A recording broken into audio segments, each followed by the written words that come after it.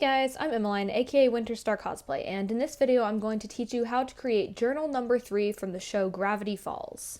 This is a pretty cheap and simple prop to make, and I can't wait to show you how to do it. First, I started out by creating a digital pattern of the front, back, and spine of the journal so that I would have a good base to work with. Then I printed it out, taped it together, and then cut out the pattern. This is what the pattern looked like when it was all taped together and cut out. Once that was done, I took the entire pattern piece and traced it onto 2mm EVA foam, which would form the cover of the journal. Once that was done, I then cut it out using a box cutter and a ruler to make sure all the lines would be straight. Next, it was time to make the actual base of the journal. For this, I used a piece of cardboard that was originally the packaging for a digital scale. I cut off the excess pieces, made sure it was the right size, and then also hot glued a strip of cardboard down the middle to make the spine portion. This is what the base portion of the journal looked like when it was done. Now back to the cover. Before I attached it to the rest of the journal, I first used my heat gun to heat seal the entire surface, making sure that it would be smooth and even. Next, it was time to actually attach the cover to the rest of the journal, and for this I used contact cement, spreading a thin layer over both the outside of the journal and the bottom side of the cover, then connecting them together once the contact cement had dried a little bit. I also used a little bit more contact cement to fold over the foam edges of the journal, making sure that the base cardboard was completely covered.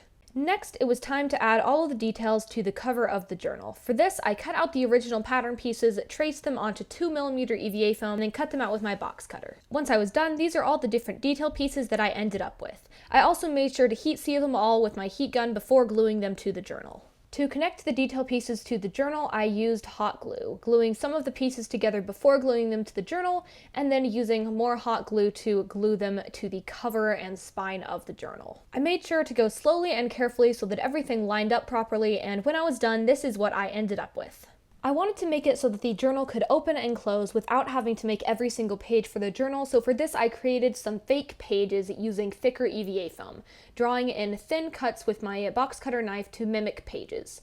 I then took these pieces and cut them in half down the middle, making it so that one side would be glued to the top and the other to the bottom, so that I would be able to easily open and close the journal. I used contact cement to actually connect the fake pages together and then hot glue to glue them to one side of the journal. Once the first layer was done, I added hot glue to the top layer of the pages and then pressed the cover down on top to make sure that everything would line up.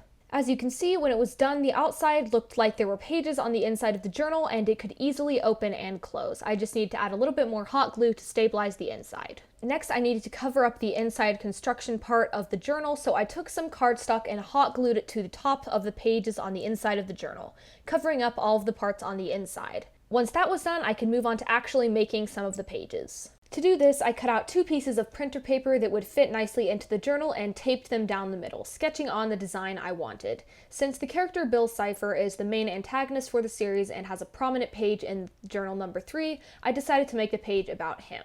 I first sketched in all the details I wanted and then used a Sharpie and a pen to ink everything in, erasing my pencil lines afterwards. I also tore up some of the edges to make it look a little bit more weathered. Now, to actually make paper look weathered and ancient, there are a lot of different techniques I've seen people use with tea or coffee, but I don't drink tea or coffee, so instead I developed a method using just very watered down acrylic paint. I painted this brownish water over the entire surface of the paper and then blotted a lot of it off again with a paper towel, letting it dry. Once it was done, it looked a lot like really weathered paper. To make it match the rest of the journal a little bit more, I also added some words and symbols to the cardstock that I glued to the inside of the journal and then weathered that the same way that I weathered the rest of the paper, blotting it off again with a paper towel. Okay, fair warning, the journal in Gravity Falls has what looks like blood stains on the pages, and I did add these, so fair warning, there is some fake blood. To make this fake blood, it's just watered down acrylic paint that I put on a paintbrush and my finger and then splattered and smudged some over the paper, adding some words just like there were in the actual journal. Now that I was done making the pages, it was time to move back to the actual cover of the journal. To add the 3 on top, I just cut out the 3 from the pattern that I had created and then glued it on. Next, I painted a layer of Flex Bond over the entire surface of the journal to prime it and also make it so that it would be just a little bit more flexible on the foam. Once that had dried, I also did a second layer. And once the priming was done, it was time to paint it. I like to do a base layer of black acrylic paint over most of my builds, so that is what I started out doing. Then I did the actual base color of the journal using a nice deep red. I had to do several layers, letting it dry in between each one in order to get a nice even coverage. For all of the gold details, I used a gold acrylic paint from Plaid and then carefully painted it on, making sure not to go over into the red. Again, I had to do several layers. For the three on top, I used black acrylic paint and a much smaller paintbrush to get the finer details. And for the pages on the outside of the journal, I mixed a very pale shade of beige, which I also used to create the torn portions on the front and back of the journal, just like it had in the show. Once all of the paint had fully dried, it was time to weather the journal to make it more realistic. For this, I watered down some black acrylic paint and brushed it onto different portions of the journal, wiping most of it off again with a paper towel. This way, I created a nice, much more realistic effect and helped make it a little bit more weathered and shaded.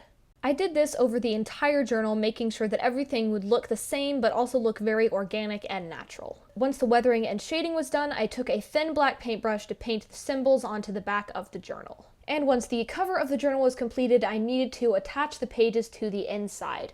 For this, I opened the journal, took some hot glue, and glued it on the inside of the spine, taking the pages and setting it on top of the hot glue and pressing it down so that the spine of the pages was connected to the spine on the inside of the journal. And with that, the journal was completed. I'm really happy with how this prop turned out, looking very much like it does in the show, but also just a little bit more realistic. And I love that it can open and that I can use it that way for cosplay photo shoots. Anyway, I hope that you liked this video, and if you did, that you'll like and subscribe, and I'll see you guys next time.